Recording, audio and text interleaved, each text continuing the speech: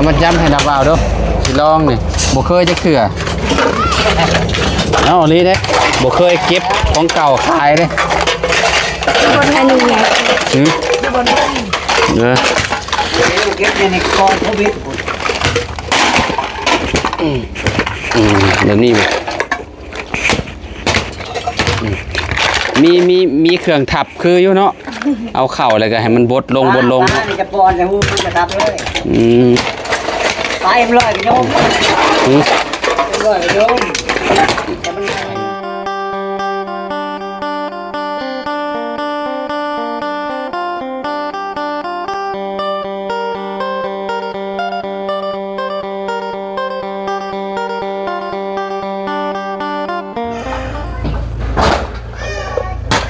มาพี่หน่อยเนาะเปิดภาพมาผัดถือจังหวะทางน้องจริงๆเพิ่นเฮ็ดหยังเด้นี่เนาะกำลังเลือนี่บ่นี่เนาะสิมั่างกระต๊อบน้อยได้บาดนี่ถึงเวลาแล้วกระต๊อบน้อยนี่เนาะเน้นเอียดเลยนี่เนาะอ้าวสบายดีประตูสวีสบายดีเด้อสบายดีโดยทุบมันนี่อยู่ทุบเป็นอยู่บ่จริงๆนะอันนี้ก็เจ้าห้องยังตู้โยมบ่โยมแล้วโยมเนาะราคาก็สิอยู่นี่ไม่ใช่เจ้าหาบ้านแพงกว่า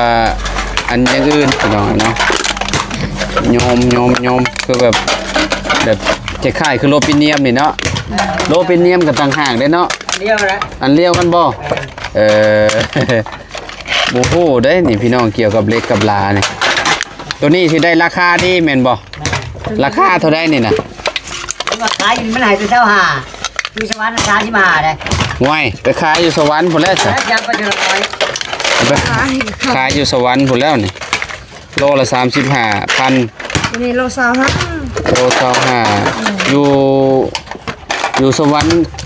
แพงเนาะก็จะซื้อเนาะเวียดชื่อเมื่อเวียดคืออันเวียดบ่ซื้อนี่ก็ได้บ่พวกเวียดพวกนี้มันมีแต่เอ้ยเนาะบ่ต้องหาหลายๆเจ้าเนาะต้องหาหลายๆเจ้าเนาะจังอันนั้นว่าเจ้าใดอันซื้อแพงหั่นน่ะโอ้โตยังเต็มเอียดอยู่จักมื้อเจ้าสิเบิดนี่ตู้โอ้เล็กหลายเล็กหลายกว่านี่จะเล็กคือสิ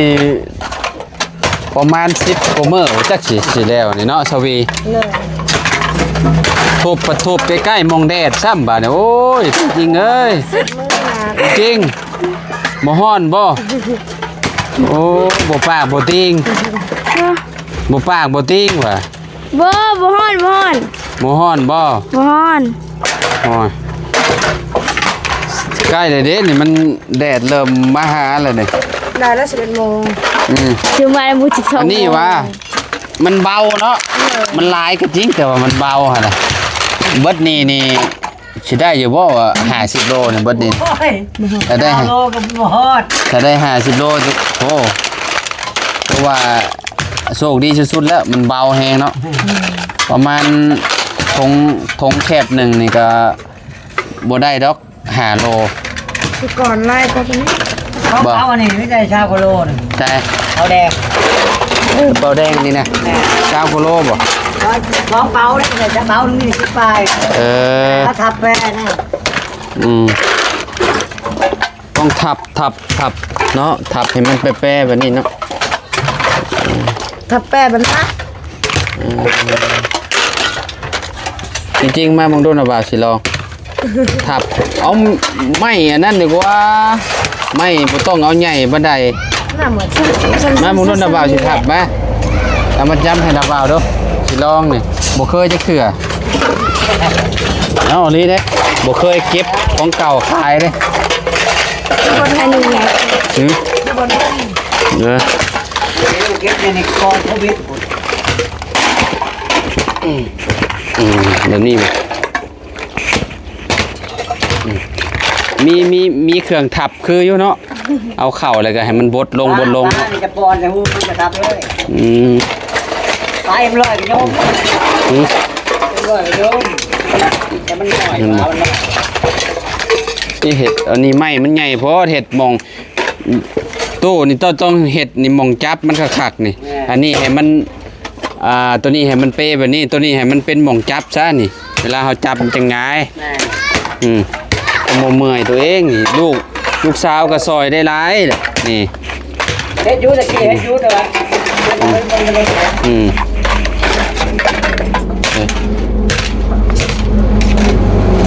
เมื่อยป่ะจริงๆเมื่อยแห้งป่ะ บุ้ง ฮะ บุ้ง โอ้ยากแท้ตัวนี้ใช่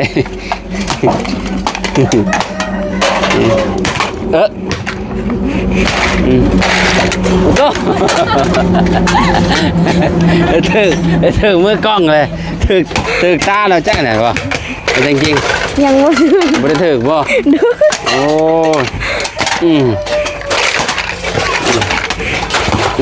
ลองเบิ่งพี่น้องเอ้ยเนาะเพื่อสิได้แต่ละกระป๋องเนาะปักกันนั่นหนึ่งเลยพี่น้องผัวมาเด้เก็บมาได้หลายปองเลยเนี่ยแบ่งกันเด้อ โดย ยินบ่แบ่งกันได้ตู้อ้าวเจ้าขอยเป็นคนทับเจ้าเป็นคนเก็บมาเด้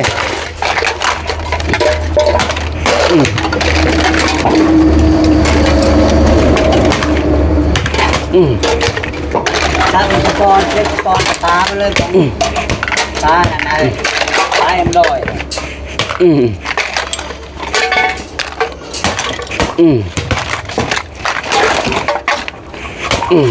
ขับผู้เดียวเดี๋ยวมัน งั้น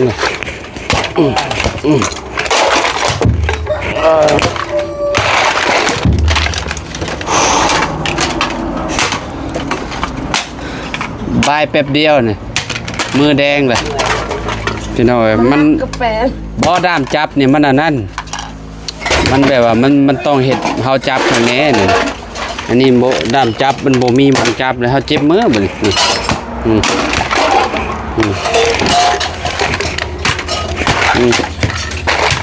จริงๆบ่ทับอันนี้นะหรือว่าพ่อผู้เดียวฮะซอยพ่อน้อยหนึงนะเดี๋ยวมันออกมาเนี่ยพี่น้อยเนาะทั้งแม่พร้อมแล้วเนาะซอยกันเนาะว่าง่ายๆเนาะซอยกันพี่น้อย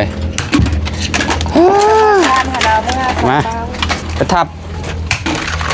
ไปไว้เลยตุบต่ำโลด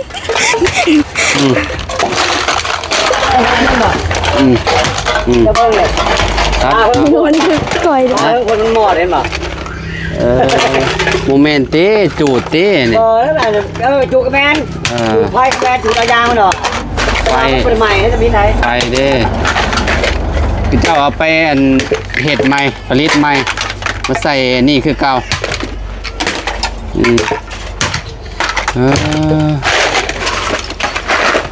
มือแรงครับกินเก็บตัวบ้าง ครับมันต้องมีเครื่องเหยียบเนาะเครื่องบดเนาะแต่ว่ามันจังกันนั่นเอาเข่าบดแล้วมันก็บดเลยแบบนี้เอาเข่าเป็นกระปองแล้วมันก็บดออกมาเป็นแปรๆแบบนี้ขังแล้ว ว่าต้มเลยก็ได้เลย ฮะ ต้มมันเป็นน้ำขอกระดิ่งเป็นแดงได้ ต้มน้ำมันห้อนบ่ ต้มมันนี่นะ เอาไฟเลยมันลุกว่ายัดเขาบาเลย ของเก่าโอ้มีราคาเลยประตูน้อยนี่คือแบบไปทางใดก็เก็บมาเนาะไปสวรรค์แต่เก็บมาแต่สวรรค์พุทธ เอาไปซ่อนในนั้นเนาะ เก็บมาเลยมันก็มีอันคุณค่ามีราคาเด้ตัวใดที่ว่าขายเป็นเงินก็เก็บมาคือแบบ นี่จะมานี่มานี่ตัวบ้านนี่เลยนี่แหละ นี่เนาะโมเมนต์6-7 ปีเดี๋ยวว่าเจ้าเก็บมาเลยเนาะเนาะ ก่อนโควิดได้นี่ได้ก่อนโควิด ก่อนโควิดอีกโควิดประมาณปี 2019ว่าโควิดเนาะโต8 ปีแหละ8 ปีน่าสิได้คิดว่าก่อนโควิด ช่วงโควิดเขาหายร้ายได้เบียดมันหายเลยไปขายไก่มันข้างมันลาเอาเด้มันหาย ใช่ปะ พี่มาเบิ่งมุมนี้ก่อนพอมุมนี้เก็บอันนี้เมียนเนาะ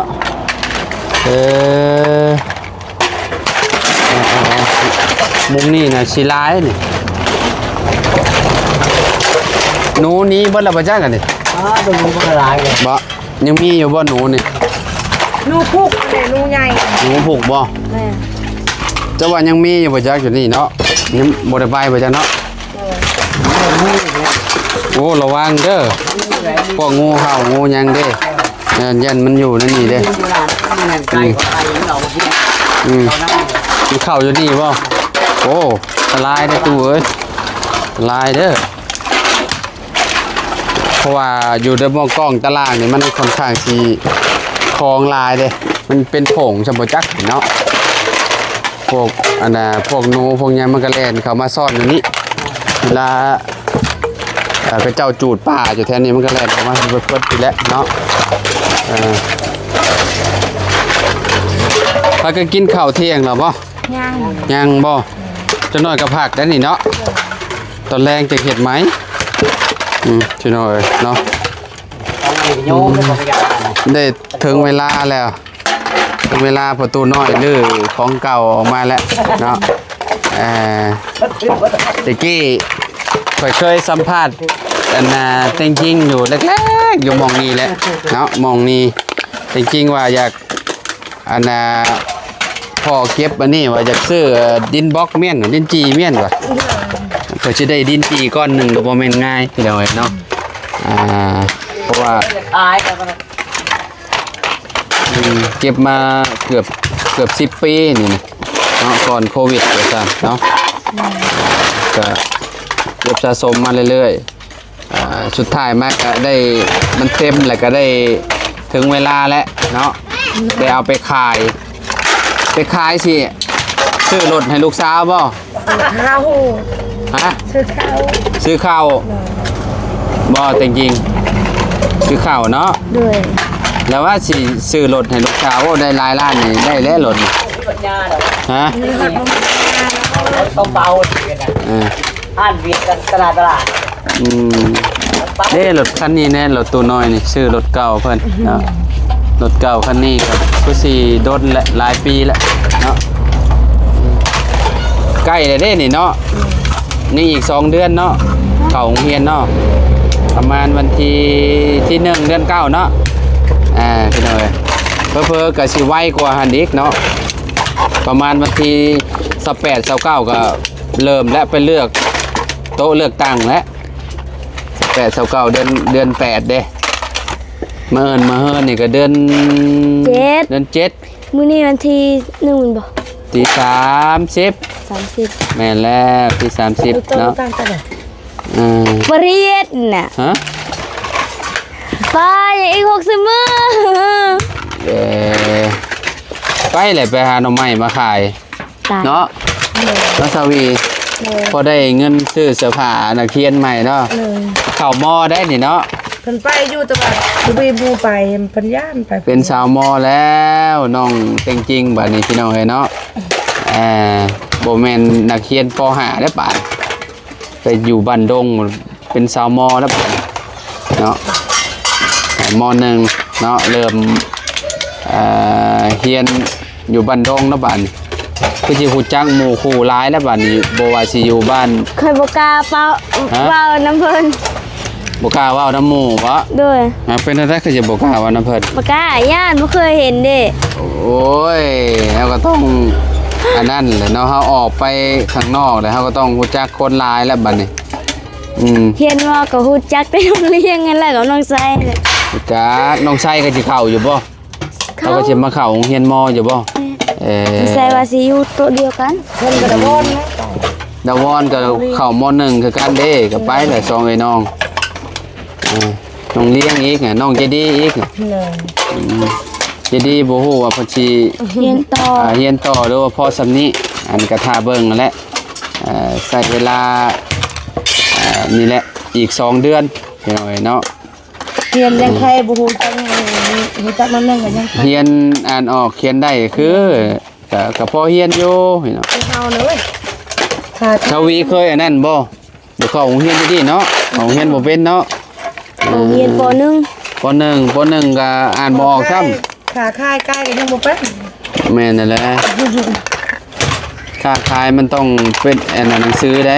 อ่านหนังสือออกคิดเลขให้เป็นเวลาไหลเงินไหลหยังโอ้ถ้าไหลเงินบ่เป็นไปค้าขายก็ลุบแหละขนาดคนเป็นยังลุบเป็นบ่โตเนาะเมื่อยบ่เมื่อยแล้วพักผ่อนแล้วมันร้อนแดดแหละเนาะไปหากินข้าวกินหยังแล้วพี่น้องเอ้ยเนาะ เข้าดงมาทัวร์แล้วเที่ยง เร่งมือ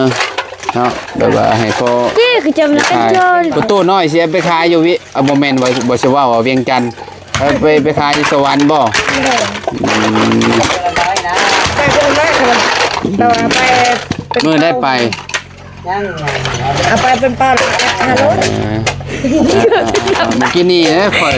ยลองขับมันกระเด็นเด้มันกระเด็นนี่มันโป่งป้อมขึ้นไปพี่น้อง เหมือน เนาะ พี่อัน